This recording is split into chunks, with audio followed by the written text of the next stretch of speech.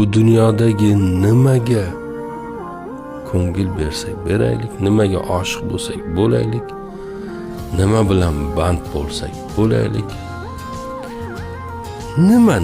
nima hayolingizga kelsa, nima qilsangiz qiling, bularning birortasi ham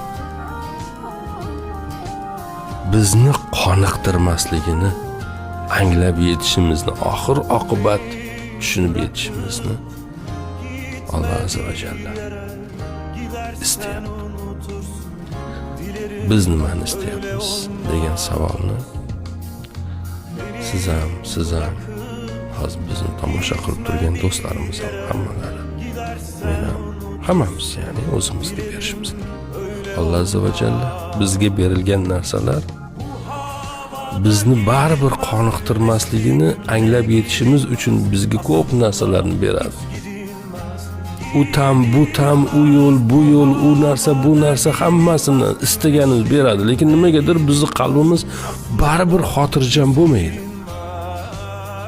Tushuntira olmayman. Nima bilan xotirjam bo'ladi? Bu haqida fikr yuritishimiz kerak. Bularni bizga berayotgan qudrat bizga nimani tushuntirmoqchi degan bir savolni berishimiz.